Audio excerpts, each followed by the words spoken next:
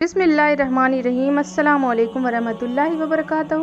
لے کر حاضر ہو رہی ہوں حضرت عیسیٰ علیہ السلام کی زندگی کا واقعہ۔ آپ لوگوں سے گزارش ہے کہ ویڈیو کو شروع کرنے سے پہلے ویڈیو کو لائک کریں اور چینل پر نئے ہیں تو ضرور سبسکرائب کریں۔ حضرت عیسیٰ علیہ السلام بنی اسرائیل میں مبعوث ہونے والی آخری نبی تھے۔ آپ نے اپنی قوم کو خاتم الانبیاء حضرت محمد مصطفیٰ صلی اللہ علیہ وسلم کی آمد کی خوشخبری دی۔ قرآن کریم میں ارشاد ہے، اور جب عیسیٰ ابن مریم نے کہا، اے بنی اسرائیل، میں تمہارے پاس اللہ کا بھیجا ہوا آیا ہوں اور ایک پیغمبر کی جو میرے بعد آئیں گے، جن کا نام احمد محمد مصطفیٰ صلی اللہ علیہ وسلم ہوگا۔ حضرت عیسیٰ علیہ السلام کے بعد تقریباً 600 سال تک کوئی نبی نہیں آیا۔ پھر اللہ تعالیٰ نے ہمارے آقا سرکار دو عالم صلی اللہ علیہ وسلم کو سارے جہانوں کے لیے رحمت بنا کر مبعوث فرمایا اور ان پر آخری آسمانی کتاب قرآن مجید نازل فرمائی۔ عیسیٰ علیہ السلام پر انجیل نازل فرمائی گئی تھی۔ ارشاد باری تعالیٰ ہے، ان پیغمبروں کے بعد عیسیٰ علیہ السلام ابن مریم کو اپنے سے پہلی کتاب یعنی توریت کی تصدیق کرنے والا بنا کر بھیجا، اور ہم نے انجیل عطا کی جس میں ہدایت اور نور تھا۔ مائدہ آیت نمبر 46 میں یہ بات ظاہر ہے کہ ابن جریر نے تحریر کیا ہے کہ حضرت عیسیٰ علیہ السلام پر جب انجیل نازل ہوئی تو آپ علیہ السلام کو عمر مبارک 30 سال تھی، اور نبوت کے 3 سال بعد یعنی 33 برس کی عمر میں اللہ تعالیٰ نے آپ علیہ السلام کو آسمان پر اٹھا لیا۔ اس میں تذکرہ ہے کہ قرآن کریم کی 13 سورتوں میں مختلف ناموں سے حضرت عیسیٰ علیہ السلام کا تذکرہ موجود ہے۔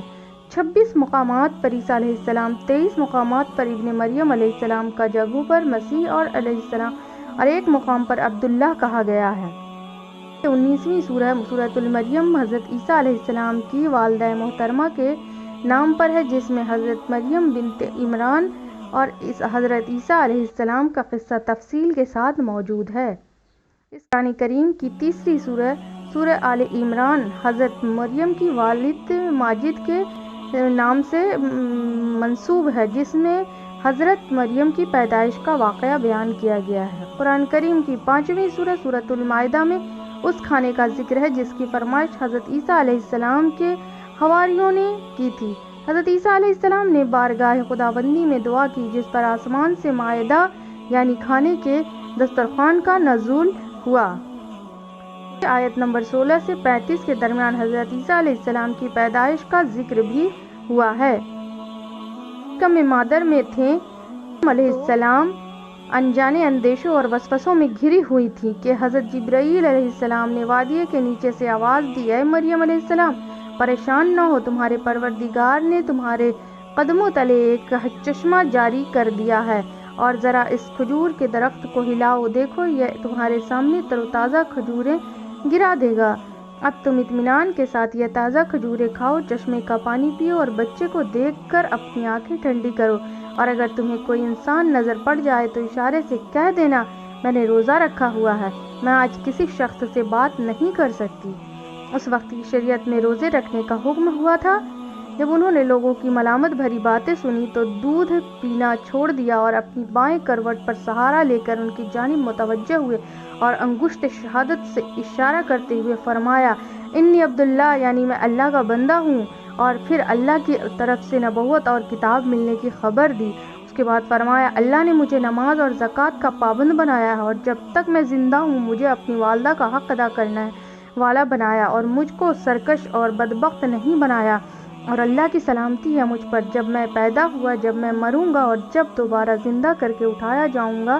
لوگوں نے جب نومولود بچے کے منہ سے یہ الفاظ سنے تو حیرت زدہ رہ گئے، اور انہیں یقین ہو گیا کہ مریم علیہ السلام کا دامن ہے، یہ پاک دامن، اور یہ بچہ اللہ کا برگزیدہ بندہ ہے۔ اس واقعے کے بعد خاندان اور بنی اسرائیل کے سمجھدار لوگ دونوں کی بڑی عزت کرنے لگے اور انہیں خیر و برکت کا باعث سمجھنے لگے۔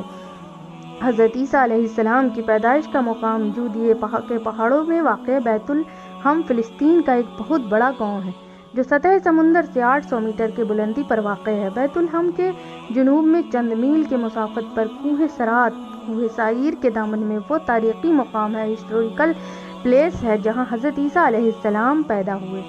اس غار سے متصل کونے میں ایک پتھر نصب ہے جس میں ایک گول سوراخ ہے۔ بتایا جاتا ہے کہ اس جگہ کھجور کا وہ درخت تھا جس کے متعلق قرآن مجید میں ذکر ہے کہ اے مریم علیہ السلام اسے ہلاؤ تو کھجوریں گریں گی۔ حضرت عیسیٰ ابن مریم گود میں بات چیت کے بعد کلام کرنے سے رک گئے تھے، پھر جب لڑکپن کی چھونے لگے تو اللہ تعالیٰ نے ان کی زبان پر حکمت اور دانائی کی باتیں جاری کر دیں۔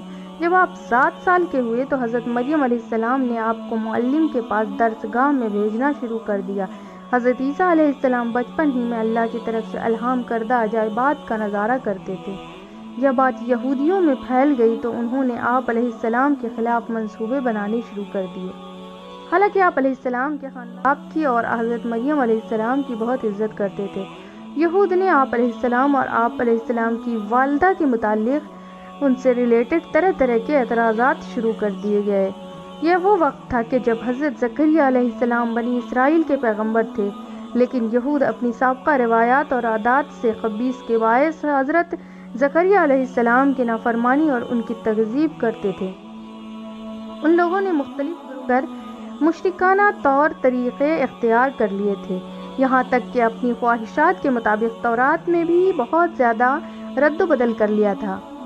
ان کے عقائد و اعمال دن بدتر ہوتے چلے جا رہے تھے۔ جب بیت المقدس کے حالات خراب ہونے لگے تو حضرت مریم علیہ السلام آپ کو لے کر اپنے عزیزوں کے پاس مصر چلی گئیں۔ 13 سال بعد اللہ تعالیٰ کے حکم سے مصر سے واپس ہوئیں۔ پھر اللہ نے آپ کو انجیل عطا فرمائی اور تورات کی تعلیم دی۔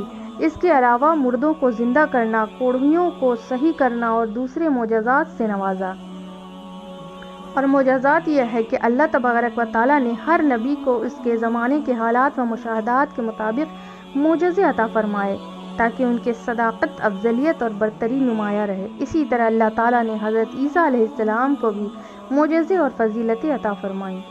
سب سے پہلا معجزہ تو حضرت عیسیٰ علیہ السلام کا پیغمبر والد کے پیدا ہونا تھا، بغیر والد صاحب کے ان کی ہوئی تھی، اور والدہ کی پاکیزگی اور صداقت کی گواہی دی۔ مٹی کا پرندہ بناتے، اس پر پھونک مارتے تو وہ اللہ کے حکم سے پرندہ بن جاتا۔ پیدائشی نابینا کی آنکھوں پر ہاتھ رکھتے تو اس کی بینائی ایسے آ جاتی جیسے کبھی نابینا نہ ہوا ہو۔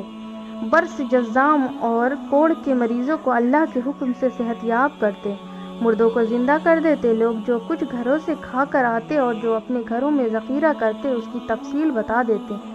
اللہ نے یہود و نصارہ کے پھانسی سے بچا کر زندہ سلامت آسمانوں پر اٹھا لیا۔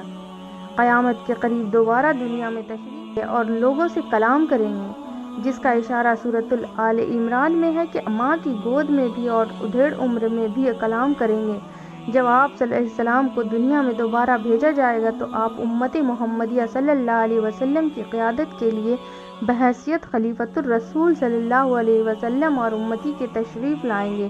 آپ علیہ السلام مسلمانوں کے ساتھ مل کر جہاد کریں گے، دجال اور خنزیر کو قتل کریں گے، صلیب توڑ ڈالیں گے، زمین میں امن و برکت ہوگی اور دنیا میں صرف اسلام رہ جائے گا۔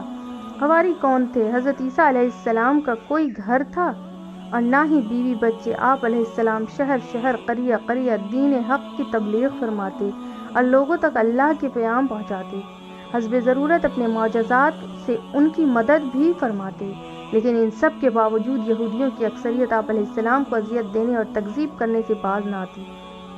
دراصل بنی اسرائیل آپ کی نبوت کے منکر رہے، البتہ ان میں سے کچھ لوگ ایسے ضرور تھے جو آپ علیہ السلام کے پیروکار اور ہمدرد و غم خوار تھے۔ وہ آپ علیہ السلام کے ساتھ دین کے کام میں مشغول رہتے۔ قرآن کریم نے انہیں حواری کے نام سے یاد کیا ہے۔ ارشاد باری تعالیٰ، جب حضرت عیسیٰ علیہ السلام نے ان کا کفر محسوس کر لیا تو کہنے لگے، اللہ تعالیٰ کی راہ میں میری مدد کرنے والا کون کون ہے؟ حواریوں نے جواب دیا، ہم اللہ تعالیٰ کی راہ میں آپ علیہ السلام کی مددگار ہیں۔ ہم اللہ تعالیٰ پر ایمان لائے اور آپ گواہ رہیے کہ ہم تابعدار ہیں۔ حواری حور سے ماخوذ ہے جس کے لغوی معنی سفیدی کے ہیں۔ اصطلاح میں حضرت عیسیٰ علیہ السلام کے مخلص ساتھیوں کو یہ لقب دیا گیا ہے، جیسے رسول اللہ صلی اللہ علیہ وسلم کے ساتھیوں کو صحابی کے لقب سے نوازا گیا۔ مفسرین نے بہت ہی قریبی حوارین کی تعداد بارہ بتلائی ہے۔ حوارین حواری کے جمع ہے اور اس کے معنی انصار یعنی مددگار ہے۔